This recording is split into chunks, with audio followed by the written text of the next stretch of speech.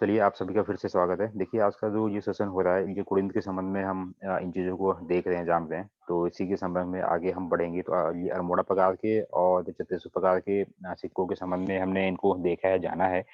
आगे हम बढ़ेंगे। जैसा कि आप लोगों को मैंने समझाया था ना, ये कुड़िंद और ये कुषाण, इन दोनों में सत्ता के लिए हमेशा संघर्ष होता रहा है। ये चीज़ें आपने हमेशा माइंड में रखिएगा। कभी भी आपको यह भी दिया दिया जा सकता है कि ये कुड़िंद जो है ये किन के समकालीन थे। ऑप्शन में कुषाण आपको दिया जाएगा, ठीक है। तो भी आपका मतलब कि तो भी आपका यही आंसर है, क्योंकि ये दोनों समकालीन थे और सत्ता के लिए एक दूसरे से संघर्ष ये लोग करते रहते थे, ठीक है ना। ये कभी कोई मैदानी वाले हिस्सों में आता था, तो कोई ये पहाड़ी वाले इलाके में, ठीक है। तो देखिए अब आगे इसमें क्या क्या होता है, इसके बारे में हम जान लेते हैं। ये जो है ना, जो कुषाण के शासन काल में भी कुड़िंदों की स्वतंत्र सत्ता थी, ठीक हो गया। यद्यपि कुषाण की ये महती शक्ति के समक्ष कुड़िंद को अपने पर्वतीय इलाकों में ही संतुष्ट रहना पड़ता था। मतलब कुड़िंद के सामने ये कुषाण जो है, इनकी शक्ति मतलब इनके पास में शक्ति जो काफी थी, ठीक। मतलब ठीक हो गया। तो इसलिए कुड़िंद जो है जनरली ये केवल इक्का दुक्का ही युद्ध जो है ये कुषाणों से जीत पाते थे, और अदरवाइज ये जो है कुषाण ही इनके ऊपर हावी होते थे, कुड़िंदों के ऊपर। तो इसीलिए कुड़िंद जो है ये जल्दी मैदानी भागों में नहीं आते थे, क्योंकि मैदानी वाले क्षेत्रों में कुषाणों का अधिकार था और कुड़िंदों का जो है पर्वतीय इलाकों में था, ठीक है। ये बात जो है क्लियर अब हो गई होगी आप सभी के। नेक्स्ट है ये महान ये कुषाण ये सम्राट था एक, ये कनिष्क ये फर्स्ट, ठीक है। कि ये परिवार को मध्य हिमालय के तराई प्रदेश पर अधिकार करने का श्रेय जो है प्राप्त यहाँ पर हुआ था। ये भी नाम आ सकता है कि मध्य हिमालय के तराई क्षेत्रों पर किसका अधिकार हुआ था, तो इसका हुआ था। नेक्स्ट है उत्तराखंड में कुषाण करेंसियों के प्राप्त होने से ज्ञात होता है कि कुड़िंद मैदानी भाग कुषाण के अधिकार में चले गए थे। मतलब कुड़िंदों के जो मैदानी वाले भाग थे, मैंने अभी आपको मैप के माध्यम से समझाया था, वो क्या था, वो कुषाणों के अधिकार में चले गए थे, क्योंकि कुषाण जो थे वो कुड़िंदों से ज्यादा शक्तिशाली थे, और ये केवल मैदानी भागों में जनरली अपनी सत्ता जो है चलाते थे, ना ऊपर ना नीचे। और लेकिन ये कुड़िंद, लेकिन फिर भी इनके बीचों में हमेशा सत्ता को लेकर छोटी मोटी युद्ध होते रहते थे, ठीक है। अब मैं आप लोगों से पूछूंगा कि ये कुषाण और जो ये कुलिंद है, इनमें कौन सबसे ज्यादा शक्तिशाली था। तो आप लोग मुझे चैट के माध्यम से आंसर दोगे। और फिर हम बढ़ते हैं आगे की ओर।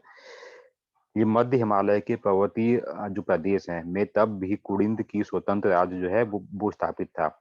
ये कुड़िंद यानी कि ये पर्वतीय भागों में वो स्वतंत्र जो वहां रहते थे, और मैदानी भागों में कुषाण यहाँ पे ये रहते थे स्वतंत्र, ठीक हो गया। और कुषाण जो है सत्ता अधिक समय तक स्थिर नहीं रह सकती, ये भी ध्यान में ये रखिएगा। मैंने देखो फिर से यहाँ पे समझा दूं, ये मैंने मैप के माध्यम से ही समझाया था। इस वाले भागों में ये कुषाणों का यहाँ पर राज था, और इस वाले भागों में, ये ऊपर वाले भागों में इसमें था, कलर चेंज करके बता दूं, इस वाले भागों में था ये कुड़िंदों का, ठीक हो गया। लेकिन अब यहाँ पे यह हमसे कह रहा है ना कि ये कुषाण सत्ता अधिक समय तक स्थिर नहीं रह सकी, यानी कि जो कुषाण जो यहाँ मैदानी वाले भागों में रहा करते थे, और मैदानी क्षेत्र में बाद में क्या होता है ना, कुड़िंदों का वंश ये फिर से स्थापित हो जाता है, यानी कि ये जो है वापस से यहाँ पर इनका अधिकार हो जाता है, ठीक है। तो हिमांशु जी ऐसा नहीं करो, अदरवाइज मुझे रिमूव करना पड़ेगा आपको। तो चलिए, अभी अब हिमांशु जी डिस्टर्ब नहीं करेंगे हमें। चलिए अब हम बढ़ते हैं आगे की ओर। तो ये इतनी चीजें आप लोगों ने यहाँ पर सीख ली, यानी कि अब ये कुड़िंदों का जो ये शासन है, अब ये कुषाणों की ओर आ चुका था। बात में ये समझ गया। लेकिन इसलिए क्योंकि लास्ट में जो कुषाणों की सत्ता थी वो छिन्न भिन्न हो गई, और जिसका लाभ जो है कुड़िंदों ने लिया, और मैदानी भागों में कुड़िंदों ने हमला कर कर जो कुषाणों का वो था मैदानी वाला क्षेत्र था, वो उस पर उन्होंने कब्जा कर लिया, ठीक है। समझे आप लोग। जब कब्जा कर लिया तो अब तो होता क्या है कि तो जो हिस्से कुषाणों के हाथ में थे, जो एरिया, और जो कुड़िंदों के हाथ में जो पहले से थे, अब ये दोनों एक हो गए, यानी कि इनकी सत्ता जो है इनका विस्तार हो गया, ये कहने का मतलब है, ठीक है। ये आई होप ये भी आप समझ गए होंगे। नेक्स्ट है, ये कुड़िंद जो है उत्तराखंड पर शासन करने वाली ये पहली राजनीतिक शक्ति थी। इंपोर्टेंट है ना, ध्यान में ये भी रखिएगा, ये आता है कई बार सवालों में आया भी है कि राजनीतिक शक्ति जो है ये कुड़िंद वंश ही था, यानी कि उत्तराखंड पर शासन करने वाला। नेक्स्ट है, ये अशोक के कालसी अभिलेख से ज्ञात होता है कि कुडिंद जो है ये मौर्यों के अधीन थे। अब देखो फिर से देखो मैप में आते हैं, ये मान लीजिए उत्तराखंड का ये मैप है। मैंने बताया था ना कि ये जो आ रहा हिस्सा था इतना, मान लीजिए ये अशोक के साम्राज्य की उत्तरी सीमा थी। अशोक जो है मौर्य वंश का शासक था, सम्राट था, ठीक है, ये सब जानते हैं आप लोग। तो आप जैसे इस वाले भाग में मान लीजिए पहले कुषाण थे, तो कुषाणों की सत्ता जो है छिन्न-भिन्न हुई, जिसका लाभ जो है कुडिंदों ने उठाया और इनको भी अपने कब्जे में ले लिया, त्याग कर लिया। ठीक हो गया ना?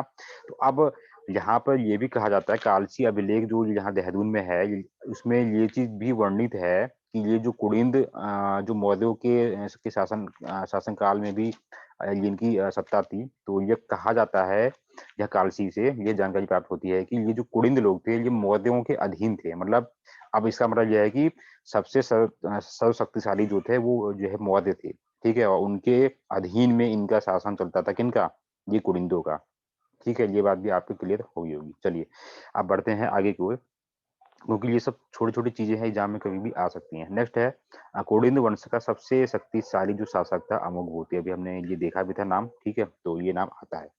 अमोघवर्ती की मृत्यु के बाद उत्तराखंड के मैदानी भागों पर शकों का अधिकार हो गया। अब देखो, अब ये वही मैदानी भाग थे जो कि पहले कुषाणों के हाथों में थे, फिर कुषाणों को हरा कर ये कुडिंदों ने उन पर कब्जा किया था, और उसके बाद फिर ये कुडिंद का जो शासक था अमोघवर्ती, इसकी मृत्यु होगी, तो वो फिर राज्य छिन्न भिन्न हो जाता है। छिन्न भिन्न होने के बाद में क्या होता है, शकों ने इन मैदानी भागों पर अधिकार कर लिया, ठीक है, और शकों के बाद तराई वाले ये भागों में कुषाणों ने जो है जो भी अधिकार कर लिया था,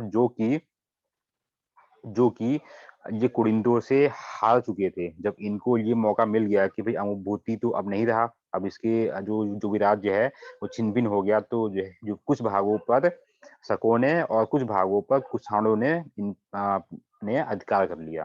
ठीक है, यहाँ तक की बात सभी की क्लियर होगी। नेक्स्ट है उत्तराखंड में यौधेयों के शासन के भी ये प्रमाण जो है प्राप्त होते हैं। ठीक हो गया, और इनकी जो करेंसीज है ये जौनसा भाबर तथा लैंड लैंड लेंसडाउन से प्राप्त होती है, जो कि लेंसडाउन कहाँ पर है, ये पौड़ी में है। ठीक है, तो ये भी नाम कभी आपको दे देगा ना, ये दो जधेयो, तो इनकी भी जानकारी हमें कहाँ से प्राप्त होती है, यहाँ से प्राप्त होती है। इनकी भी हमें करेंसी ही प्राप्त होती है। यहाँ पे बात अभी फिलहाल ये करेंसी की ही हो रही है, क्योंकि कुडिन शासकों के बारे में मैंने शुरू में ही बता दिया। ये भी पूछा जाएगा कि जो निम्नलिखित में से कौन सा एकमात्र कुडिन शासकों के इतिहास का स्रोत है। तो अब बताओ इसका आंसर आप लोग क्या दोगे, मुझे चैट बॉक्स में आंसर दो। चलिए नेक्स्ट बढ़ेंगे। ये बाढ़ वाला यज्ञ वेदिका का निर्माण शीलवर्मन राजा नामक राजा ने जो है करवाया था, और शीलवर्मन को ही जो है कुछ विद्वान कुडिंद वो कुछ यद्धेय ये मानते हैं। ठीक है, तो इस वेदिका का निर्माण के बारे में आपसे पूछ सकता है शीलवर्मन राजा। ठीक है, तो ध्यान में रखिएगा। चलिए हम बढ़ते हैं आगे की ओर।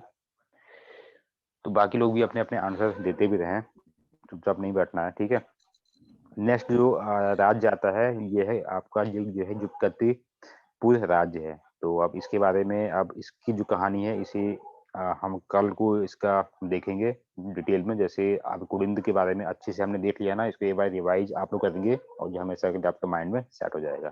ठीक है, तो इतनी चीजें आप लोग ध्यान में रखिएगा, और हमारी आने वाली वीडियोस के लिए हमारा यूट्यूब चैनल है उसको सब्सक्राइब करना ना भूलिए।